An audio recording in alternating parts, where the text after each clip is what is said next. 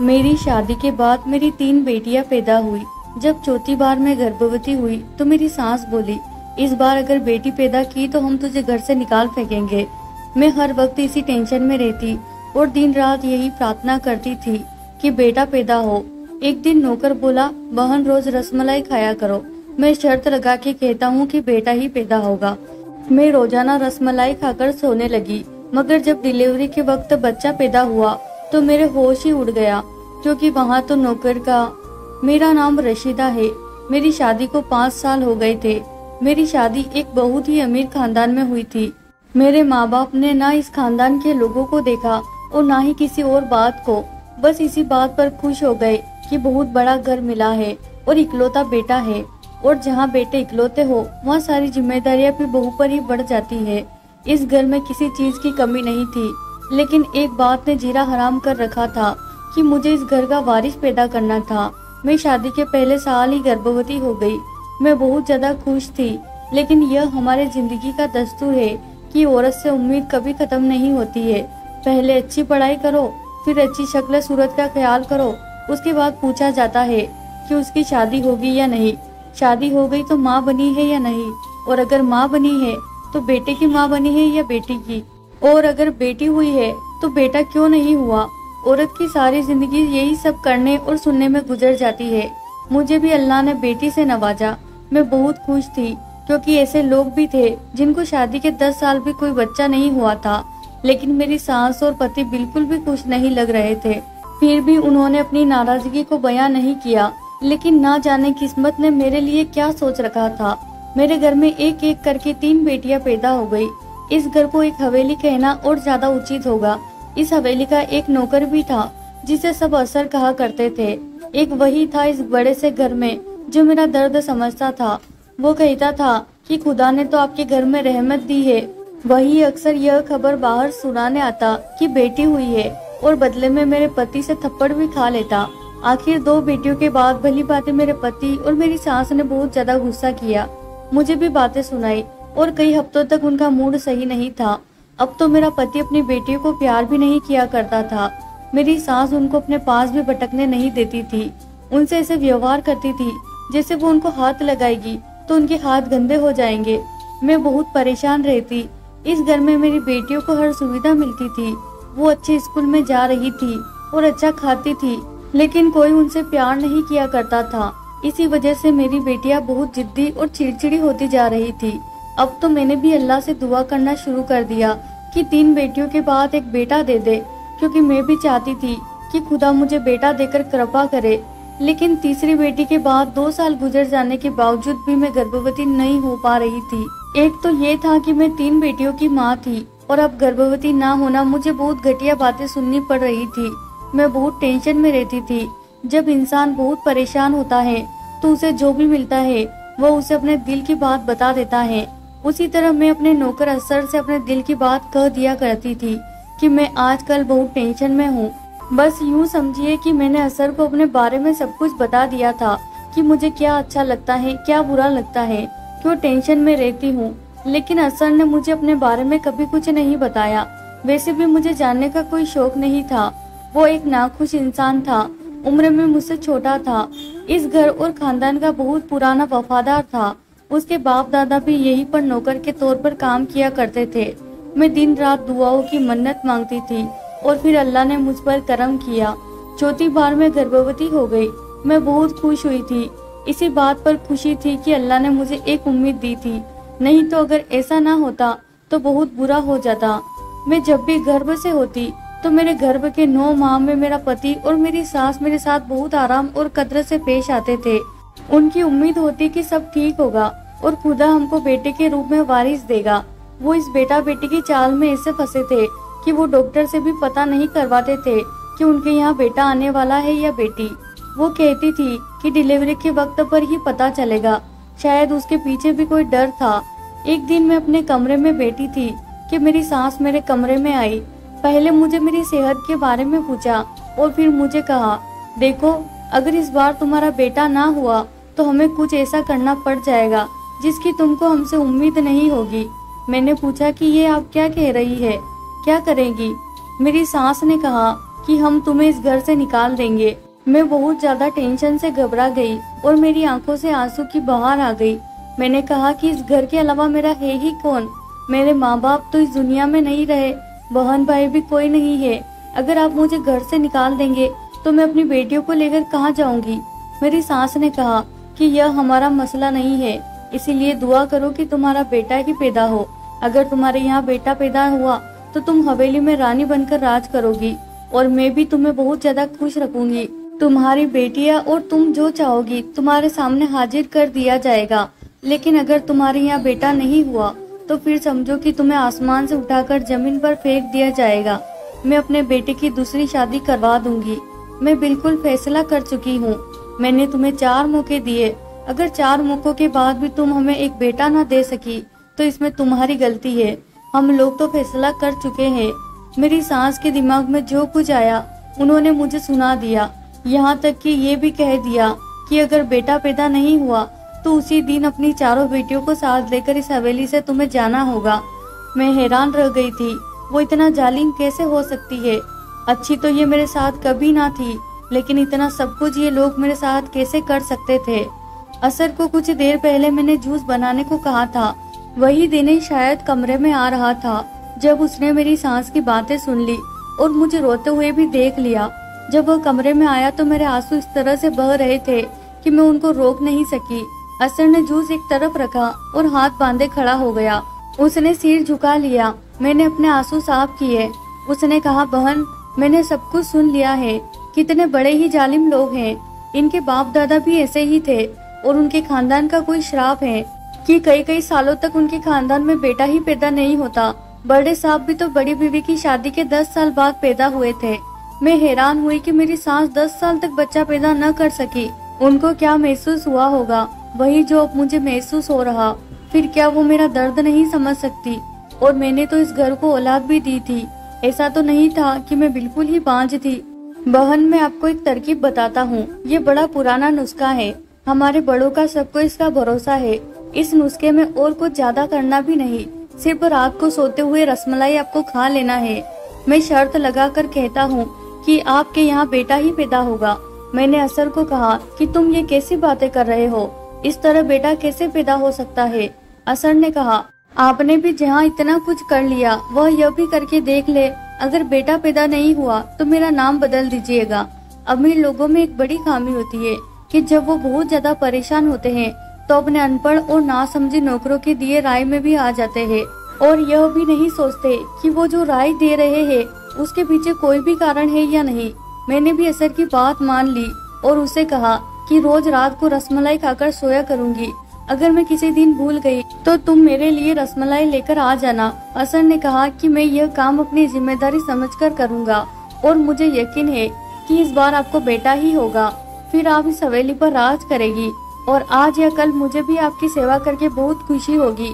बहुत सालों बाद इस घर को कोई अच्छी मालकिन मिलेगी।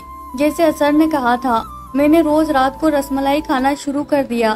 पहले तो मुझे बहुत अजीब लगा, लेकिन मुझे कोई परवाह नहीं थी। ये करना अजीब काम था, पर मुझे किसी भी तरह बेटे की माँ बनना था।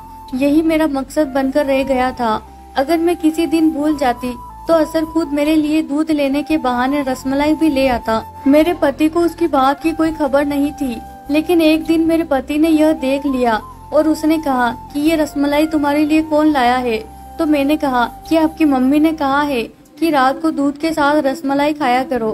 फिर मेरा पति हंसा और कहने लगा कि हाँ, यह भी दुआ किया करो कि तुम्हारा बेटा पैदा हो, वरना खाना पीना तुम्हारे किसी काम का नहीं आएगा। कभी कभी मुझे यह सोचकर बहुत तकलीफ भी होती है कि मेरा शोहर भी मेरा साथ नहीं देता, मेरे लिए कुछ नहीं कर सकता, लेकिन कम से कम मुझे तसल्ली तो दे सकता है। अगर मुझे उसका थोड़ा सा साथ मिल जाता तो शायद टेंशन फ्री रहती। लेकिन अब सच तो यह था कि मुझे उससे किसी भी चीज की उम्मीद नहीं थी। उसने मुझे अपना हमसफर नहीं समझा। उसने मुझे बच्चा पैदा करने की मशीन समझा था। उसको मुझसे बेटा जो चाहिए था। मैंने प्रार्थना की कि मुझे बेटा ही पैदा हो, जिसको मैं उसके हवाले करके यह कह सकूं कि जो तुम्हें चाहिए था वो तुम्हें मिल गया। लेकिन मुझे तुमसे कोई प्यार नहीं है और हम सिर्फ नाम के मियाँ बीवी हैं। मैं इस दिन का इंतजार कर रही थी। मैं उसे ये कहना चाहती थी कि मेरे अंदर इन 4 सालों में बहुत नफरत भर गई थी। मैंने फिर भी किसी तरह सब कुछ बर्दाश्त किया, क्योंकि मैं बेटियों की माँ थी। सच कहा गया है कि औरत की इज्जत मर्द से ही होती है। अगर वो बेटे की माँ बने तो उसको ज्यादा इज्जत मिलती है।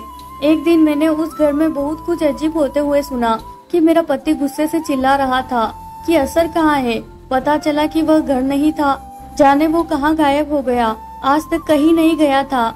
आज मेरे गांव से बहुत जरूरी दोस्त आ रहे थे।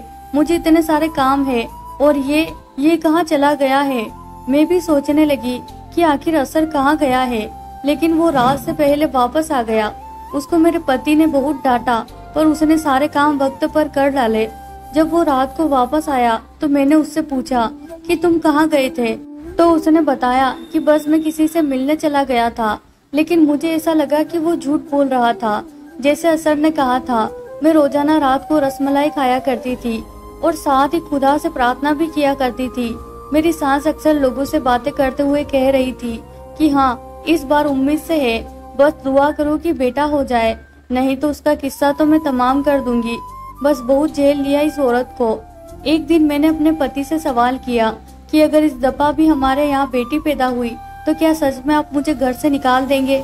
मेरे पति ने 2 पल मुझे देखा और फिर इस दुनिया की सबसे घटिया बात कह डाली। उसने कहा कि इस घर में मेरी अम्मी का हुक्म चलता है। अगर मेरी माँ कहेगी कि तुम्हें इस घर से जाना है तो मैं तुम्हें तलाक दे दूंगा, तो फिर सच में तुम्हें इस घर से जाना ही होगा। मेरे पति ने यह बात बहुत ही आराम से कही थी, जबकि इस बात ने मेरे दिल में बहुत हलचल मचा दिया था। लेकिन मैं और कुछ ना बोली और इतना कहा कि ठीक है, जैसे आपको सही लगे। आखिर ये आपकी जिंदगी है, आपकी हवेली है और आपके ही बच्चे हैं। एक दिन मैंने कुछ ऐसा देखा कि मेरे होश ही उड़ गए। रात का वक्त था। ये वही टाइम था जब असर मेरे लिए रसमलाई लेकर आया करता था, लेकिन आज उसे आने में देर हो गई थी। मुझे नींद आ रही थी। मैं चाह रही थी कि मैं जल्दी से खाकर सो जाऊं। मेरा आखिरी दिन चल रहे थे। मुझे सुबह से ही तबीयत में कुछ अजीब सा लग रहा था। मुझे बहुत ज्यादा नींद आ रही थी। मैं बार बार घड़ी की तरफ देखती, लेकिन वक्त है कि गुजर ही नहीं रहा था और असर भी नहीं आ रहा था। फिर सोचा कि खुद ही चली जाती हूँ, देखती हूँ कि वो क्या कर रहा है, और अगर कहीं नहीं है तो खुद ही किचन में खड़े होकर अपना काम करके वापस आ जाऊंगी। जब मैं जाने लगी तो मेरे पति ने मुझसे पूछा कि इस वक्त कहाँ जा रही हो, तो मैंने कहा कि मैं जरा टहलने जा रही हूँ। मेरी टांगों में बहुत ही खिंचाव है, थोड़ा चलूंगी तो आराम मिलेगा। उसने कहा कि ठीक है, जाओ। वो खुद कोई किताब पढ़ने बैठा था। जब मैं किचन की तरफ आई तो किचन की खिड़की से मैंने कुछ देखा, जिसको देख के मेरे होश का ठिकाना ना रहा। मैं हैरान हुई कि सामने एक ट्रे रखी थी जिसमें दूध का गिलास रखा था और असर के हाथ में रसमलाई थी जिसपे वो कुछ पढ़ के फूंक रहा था। फिर रसमलाई को उसने ट्रे में रखा और उसे उठाकर बाहर आने लगा कि उसका मुझसे सामना हो गया। मुझे देखकर वो ऐसे डरा जैसे कोई चोर पुलिस को देखकर डर जाता है। कहने लगा कि बहन जी, आपके कमरे में ही आ रहा था, ये इसको खा ले। उसे ये नहीं पता कि मैं उसे ये सब करता हुआ देख चुकी हूँ। मैंने कहा कि तुम जो कर रहे थे मैंने सब देख लिया। क्या कर रहे थे तुम? क्या तुम मुझ पर कोई जादू कर रहे हो, या तुम्हें यह करने के लिए किसी और ने कहा है? कहीं यह तुम्हें यह करने के लिए मेरी सास ने तो नहीं कहा? वह जानबूझकर मुझ पर कुछ ऐसा टोना करवाती है जिससे बेटी पैदा होगी, ताकि मुझे इस घर से निकालकर अपने बेटे की दूसरी शादी अपनी भांजी से करवा सके। तुम तो खानदान के पुराने नौकर हो, तुम जरूर इन लोगों के साथ मिले हुए हो। इस हवेली में तो जाने कितनी आती और कितनी जाती होगी। मैं भी इस घर की औरत, जो आज है कल नहीं, जो जिए या मरे इससे क्या फर्क पड़ता है। तो फिर एक नौकर मेरे लिए इतना खुला बर्ताव कैसे कर सकता है?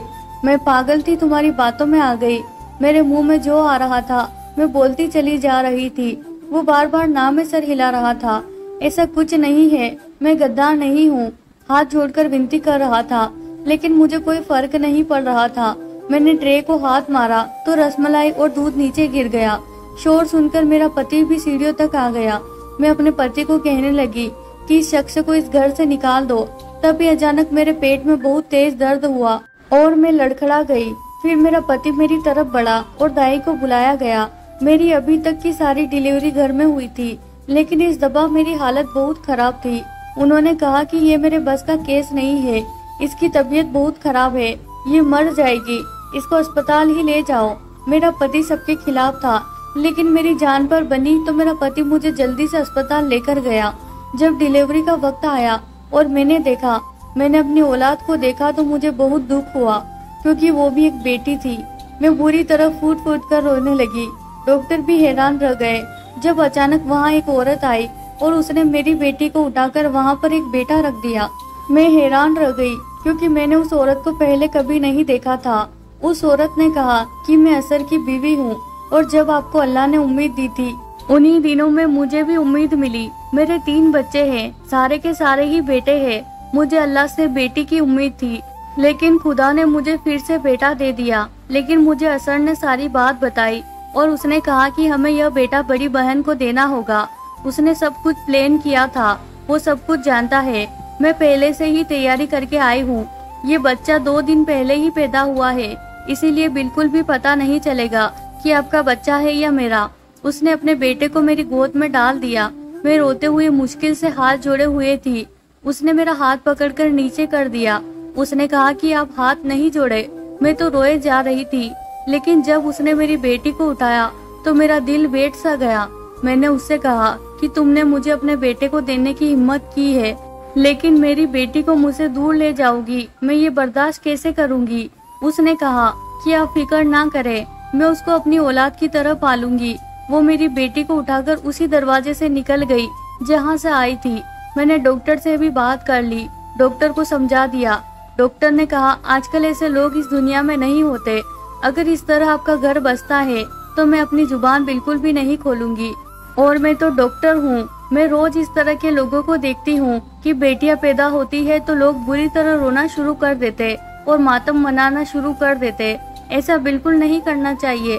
असर ने अपना काम कर दिया। वो वाकई में एक वफादार नौकर था। मेरे पति और सास को जब पता चला कि मैंने बेटे को जन्म दिया है तो वह बहुत ज्यादा खुश हुए। जैसे मेरी सास ने कहा था, मुझे मल्लिका की तरह ले जाया गया और मेरी हर बात मानी गई। और मेरा पति अपने बेटे को पाकर खुश था और मेरे बच्चों से भी बहुत प्यार करने लगा था। आज मेरी तबीयत पहले से बेहतर हुई और मैं घर आ गई। मैंने असर से कहा कि मुझे माफ कर दो, मैंने न जाने तुम्हें क्या क्या नहीं कहा। उसने कहा कि बहन कोई बात नहीं, मैं आपका हाल समझता हूँ। इस रसमलाई का इस बात से कोई ताल्लुक नहीं था। बस मैंने सोच लिया था कि मैं अपनी औलाद आपकी झोली में डाल दूंगा, लेकिन अगर मैं ये बात आपसे पहले करता तो न जाने आप क्या सोचती। साथ ही मुझे यह भी उम्मीद थी कि अल्लाह आपको बेटा दे देगा। लेकिन जब हमें पता चला कि आपकी बेटी पैदा हुई है तो मैंने अपनी बीवी को फौरन से भेजा। मैं शादीशुदा हूँ, लेकिन मैंने ये बात कभी किसी को नहीं बताई। आपकी बेटी हमारे घर में महफूज है और हमें 3 बेटों के बाद एक बेटी मिली है, तो जाहिर है कि वो हमारे घर की रानी बनकर रहेगी। आप फिक्र ना करें, आपसे मिलवाने के लिए ले आया करूँगा। मेरी सास और ससुर को जो चाहिए था वो मिल गया था। मैं इस घर की रानी तो थी, लेकिन मेरे तेवर बदल गए थे। मैं उनको अब जूते की नोक पर रख रही थी, उनकी हर बात का जवाब देती थी और वो भी चुप कर सुन लेते थे। फिर किस्मत ने बाजी पलटी और एक दिन मेरे साथ एक बहुत बड़ा हादसा हो गया। मेरी सास और पति गाड़ी में बैठकर कहीं जा रहे थे कि तभी उनकी कार का एक्सीडेंट हो गया और वह दोनों इस दुनिया में नहीं रहे। मुझे अपने पति के जाने का बहुत अफसोस हुआ। मैं कई महीनों तक उसका शोक मनाया करती थी। अब हवेली की मालकिन मैं थी, सारी हवेली मेरी हो चुकी थी। मैंने असर और उसकी बीवी बच्चों को गांव से वापस बुला लिया। अपनी बेटी को अपनी आंखों के सामने बड़ा होते देखने के लिए उनको भी इस घर में रहने के लिए कहा और धीरे धीरे हमने गांव की सारी जमीन और हवेली बेच दी। हमने शहर में जाकर घर बना लिया और शहर में जाकर मैंने सबको यही कहा कि असर मेरा सगा भाई है। वक्त के साथ साथ बच्चियां और असर का बेटा जवान हो गया तो मैंने उसकी शादी अपनी चौथी बेटी से करवा दी। इस तरह मुझे अपनी चौथी बेटी भी वापस मिल गई। सारी दुनिया यही जानती है कि असर मेरा भाई है। फर्ज तो उसने भाइयों से भी बढ़कर अदा किया। न सिर्फ मेरी मदद करके बल्कि इन बच्चों की परवरिश करने में भी उसने हमारी बहुत मदद की है। अब हम सारे असर के बच्चे और मेरे बच्चे आपस में एक दूसरे के साथ खुशी खुशी रहते हैं। हम सब बहुत खुश है। तो प्यारे दोस्तों, कैसी लगी आपको आज की कहानी? मैं उम्मीद करती हूँ आपको वीडियो पसंद आई होगी। वीडियो पसंद आए तो वीडियो को जरूर लाइक कीजिए और चैनल को सब्सक्राइब करना बिल्कुल ना भूलें। धन्यवाद दोस्तों।